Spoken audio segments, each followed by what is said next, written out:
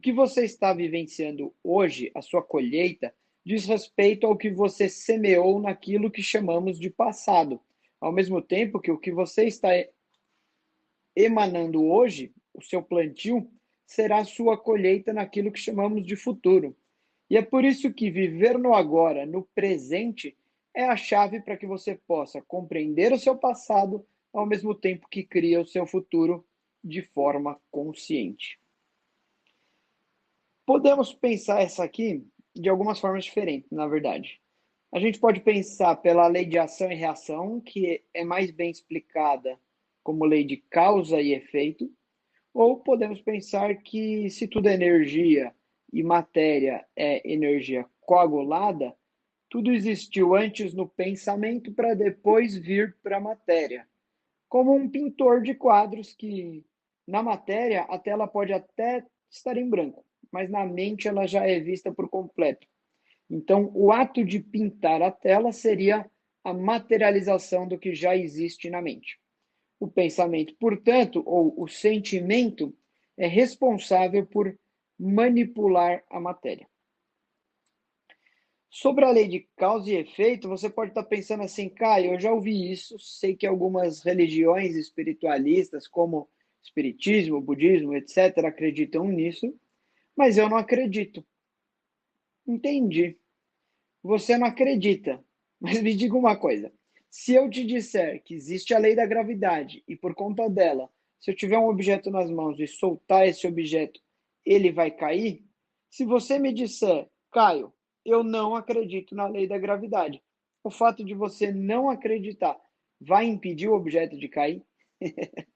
Não vai, né? Porque é uma lei natural. Causa e efeito também é uma lei natural. Então, você pode não acreditar, e não sou eu que vou te convencer. Mas se observar a sua própria experiência, vai ver que é verdade. E sobre o pensamento, manipular a matéria, né? Agir sobre a matéria, tem um livro muito bom chamado A Matriz Divina, escrito por um físico, né? Ele chama Greg Braden. Mas é só uma recomendação. O exemplo mais didático para mim é um experimento que está no documentário chamado Quem Somos Nós, disponível aí no YouTube, inclusive. E o experimento é o seguinte: pegaram 5 recipientes de vidro e colocaram água. No primeiro não fizeram nada. No segundo, o cientista escreveu no vidro, assim, a palavra amor. No terceiro, ele escreveu ódio. No quarto, obrigado, e no quinto, saia daqui. E aí eles foram analisar o formato da molécula da água. No primeiro, que não tem nada escrito, a molécula tem aquele formato que a gente conhece, que a gente já estudou na escola, que é o H2O formando um triângulo. No segundo, onde está escrito amor, ela se reorganiza num cristal visualmente bonito. No terceiro, fica toda retorcida. No quarto, volta a ser um cristal bonito, mas diferente do amor. E no quinto, volta a ser retorcido, mas diferente do ódio. Aí o cientista provoca a seguinte reflexão: se eu não acrescentei nenhuma substância, é só água em todos os recipientes. Se eu não aqueci, nem resfriei, se eu não fiz passar nenhuma corrente elétrica, então só pode haver alguma energia da palavra atuando sobre a água. Uma energia suficiente para mudar a molécula da água. Mas você concorda que a pessoa que escreve amor e ódio logo em seguida, ela não está sentindo nenhum dos dois, porque não daria tempo. Ninguém consegue mudar de um sentimento para o outro em um instante, de uma forma tão rápida. Então a conclusão é que se a mera palavra escrita tem energia suficiente para mudar a molécula da água, que dirá um pensamento, ou mais, um sentimento. E aí ele arremata de uma maneira extraordinária, na minha opinião, dizendo: se o nosso corpo é feito de 80% de água, você entendeu agora por que a gente é o que a gente pensa? Pois bem, de um jeito ou de outro, de maneira consciente ou inconsciente, nós estamos a todo momento emanando as nossas vibrações. E o tipo da vibração, a frequência, é determinada pelos pensamentos.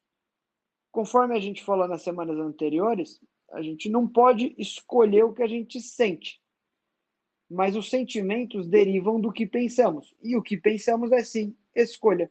Então, para compreender o passado, eu preciso identificar como eu me comportava, o que pensava, o que sentia na época, né? Isso vai explicar o que eu estou vivendo hoje. E da mesma forma, para ter o futuro que eu quero, eu preciso fazer escolhas conscientes sobre o que pensar agora para emanar conscientemente vibrações que me conectam ou que sintonizam aquilo que eu quero viver. E a única forma de fazer isso é exercitar a presença, como dizem aí as diversas linhas da meditação, mindfulness, etc.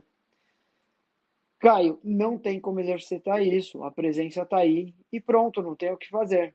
Bom, para isso a gente precisa entender que presença não é onde o corpo está, nem onde o pensamento está. Estar presente é ter o corpo e a mente no mesmo lugar. E quantas vezes a gente não está trabalhando pensando no almoço, almoça pensando no trabalho, volta do almoço e trabalha pensando em casa, e chega em casa e continua pensando no trabalho. Ou quem brinca com os filhos pensando nos compromissos, visita os pais ou os avós, mas só o corpo, porque a mente está no celular. É difícil com o modelo que nós temos, mas é importantíssimo pensar nisso. E percebermos que realmente, por explicar o passado e permitir plantar o futuro que queremos, o presente é mesmo um presente.